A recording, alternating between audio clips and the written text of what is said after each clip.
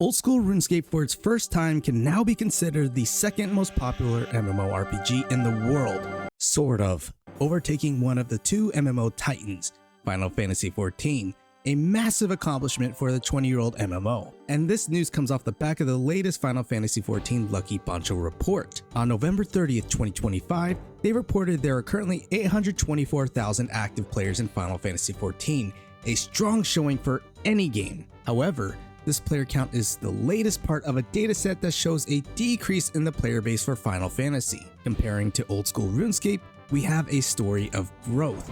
The player count has sharply risen in 2025, sporting over 150,000 monthly average daily players throughout the year, with a peak of nearly 260,000 online concurrent players. 2025 has been an interesting year for both games, and in this video we'll dive deeper into how these two populations compare and how Old School Runescape is continuing to rise. Before we move forward, let's note this isn't a commentary on either game's content. Both games are great and both have impressive player counts. Just because there is a reduction in a player base doesn't mean it's dying. I understand this is an emotionally charged topic with very passionate fan bases. I'm reporting on this topic because of how interesting the landscape has shifted over the years for a genre and games I love. These two games also couldn't be any more different from each other. So play what you enjoy, and if you are a real Giga gamer, you can play both. Now, both games come from humble beginnings, with Old School Runescape dipping to a low of 10,000 players in 2013 and Final Fantasy XIV's launch seeing a similar count. Fast forward over a decade later and Final Fantasy has cemented itself as a staple in the MMO landscape, peaking to almost 375,000 active characters, with some believing it had even surpassed the #1 MMO, World of Warcraft. This was during the peak of Final Fantasy's Shadowbringers expansion and World of Warcraft's Exodus during the Shadowlands expansion. On the other hand, Old School Runescape has been steadily growing with a large enough player base to be placed as the third most popular MMO over time. But 2025 tells a different story. So let's dive into Jagex's financial reports in 2024, where we get an accurate total of their sub count. At the time of the report, they had 2.5 million total annual subscriptions, with 1.3 million active subscriptions. And for our conversation, we'll equate those active subscriptions to active player count. Now, this number alone makes it seem like OSRS was larger back in 2024 than the 824,000 Final Fantasy player count earlier. However, these numbers both come with a few caveats and require some work to get a more accurate count. Prepare for a lot of dirty napkin math. Let's start off with OSRS and their 1.3 million active subs. There are some issues with that number. First, that sub count includes RuneScape 3 subscriptions, as buying one subscription gives access to both games, and some people exclusively play RS3. Next, OSRS has plenty more bots than Final Fantasy, and they shouldn't really be counted as part of the active player base. And of course, their report is from 2024. What about their 2025 subscription count? So let's start off there by trying to update their active sub count. Thankfully, Old School Runescape is one of the very few MMOs that actively display their live player count, so we have accurate data to work with. First, let's subtract RuneScape 3 players from the sub count. Generally 15% of the total player base are RS3 players based on our data, but we also need to account for roughly 10% of the player base being free to play, and let's account for some bots. Now, there are also players who play both OSRS and RS3, but we can't find enough data to remove that overlap. So taking out roughly 13% leaves us with about 1.1 million OSRS subs in 2024. We know in 2025 there was a massive spike in players, bringing up the average of monthly daily active users by 13%. And a lot of the growth this year could be attributed to World of Warcraft content creators trying out Old School Runescape during their own content lull. Now, we can't immediately take that 13% growth and add that to the sub count because there are free-to-play players that shouldn't be included in that count. But we can get a rough estimate of the percentage of free-to-play players by adding up all the players in free-to-play worlds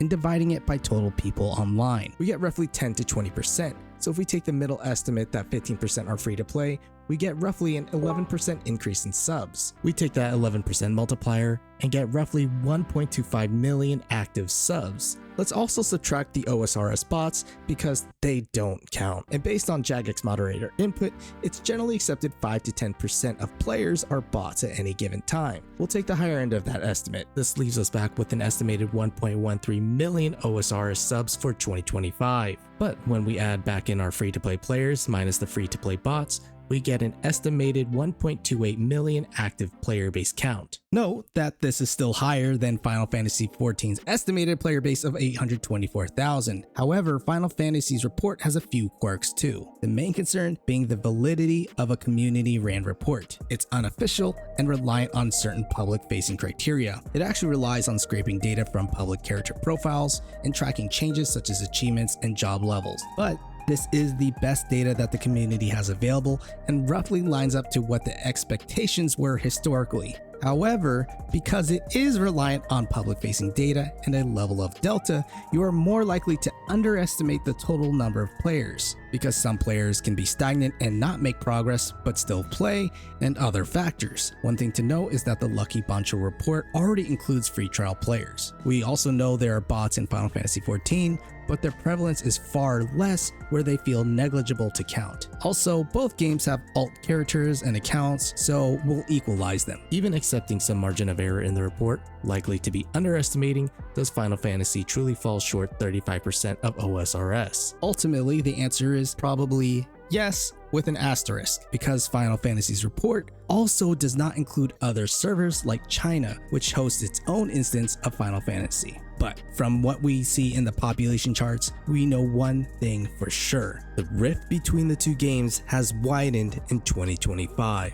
OSRS just hit their highest player count ever, and Final Fantasy is down almost 50% from their peak active player count. However, one very important thing to note is that Final Fantasy XIV is likely getting close to bottoming out at their lowest point for this expansion cycle. They are now approaching the 7.4 patch, which is past the halfway point to the next expansion, and based on history, there are only 1 or 2 patches left before the next expansion. And as anticipation builds for that latest expansion, player counts actually steadily rise back up. The most impressive thing that we can glean about Old School Runescape is that it's the only MMO on the market that has publicly shown consistent increased growth over the years in a market that is decreasing in size. They're also pulling these numbers in without an Eastern player base. RuneScape is very much a Western-centric game without any translation to Asian languages, compared to Final Fantasy, which has been translated into multiple languages and has an active global community. Now, each community has reacted differently to both games recently. OSRS's community have likened their current status to a golden or platinum era of the game, citing strong, consistent content additions, community-led voting on said content additions, consistent weekly updates, a public roadmap, a strong content creator presence, and best-in-class community management where the devs will consistently communicate with players publicly and actively engage in the feedback process. Final Fantasy's community is feeling a little different. The community has been receptive